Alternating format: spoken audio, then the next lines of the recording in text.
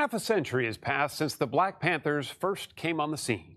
They were champions of equality to some, but dangerous subversives to others. The surviving Panthers, including one of its most prominent leaders, are still working to make their party's case. All power to the people. The Black Panther Party may have dissolved more than 30 years ago, but you'd never know it from the looks of this gathering at an Oakland restaurant. They had reconvened briefly to celebrate the 80th birthday of one of the Black Panthers' founders, Bobby Seale. Comrade Chairman, Bobby Seale. He's a little rounder these days, and perhaps a little slower. I did not want to be walking over like this. Okay. But at 80, Seale hasn't lost a flicker of the fire that helped change the political landscape of the 1960s. This was all power to all the people. We was beyond just power to black people. Power to the people. Time hasn't dulled the sharpness of their swagger, the leather jackets, the berets, and the guns. For many, the Black Panthers and their defiant image remain as relevant and as controversial today as ever. Take Beyonce. When her dancers borrowed the Panthers' iconic look at last year's Super Bowl, both praise and criticism flew. It was a complete revelation, I think, to how the Panthers continue to capture the imagination. It was important for folks to feel what going through a newspaper was. Renee de Guzman curated the All Power to the People exhibit at the Oakland Museum. Not in my wildest dreams would I imagine a Black Panther show being a blockbuster. Perhaps that's because the Panthers have become as much pop culture as political party. Their message was branded with contemporary but often inflammatory artwork. They were the first to use the term pig to refer to the police, which to this day remains as offensive to police officers as the Black Panthers intended it to be. Why a pig? A pig for them was a dirty animal. It was an animal without morals, and it was also a very dangerous animal. We've got to get rid of the pig! Their approach raised eyebrows and tempers all around the country, but they were not without structure. Seale wrote a strict 10-point platform, the party's founding principles, on this legal pad that somehow managed to survive all these years. This is all your handwriting. This is all my handwriting, my printing. He hasn't seen it in years, but can recite every word of it to this day. We want freedom and power to determine our own destinies. It demanded, among other things, access to better housing, education, and an end to police brutality. Do you think this is still relevant today? Every nickel of it. Grim-faced and silent, a file of angry young Negroes. The Panthers first got national attention when members marched, armed, to the floor of the California State Assembly, taking advantage of the gun laws at the time that allowed a firearm to be carried openly. The armed band forced its way past surprised and bewildered state police. It wasn't just a stunt. Bobby Seale of Oakland read a statement protesting the killing of a young Negro. It was an extension of the Panthers' armed citizen patrols.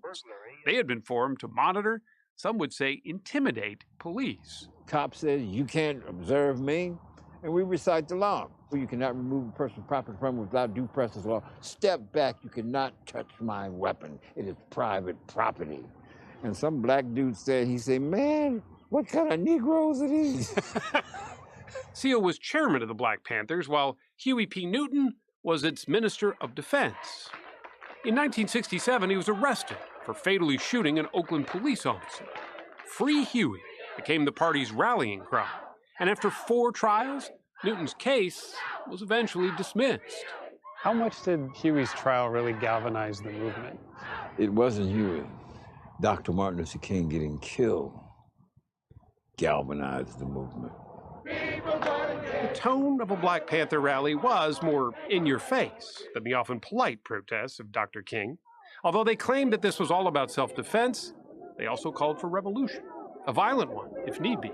You can jail a revolutionary, but you can't jail a revolutionary. Many critics saw it not as a movement, but as a criminal enterprise, filled with those willing to sacrifice anything for the cause. Who does power belong to? The black people.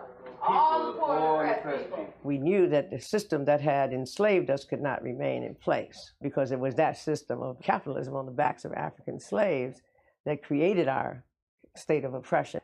Elaine Brown rose to become the first female chair of the Black Panther Party. For me, there was no turning back. Once you say you believe in something, you're ready to live and die for it, then that's what you do.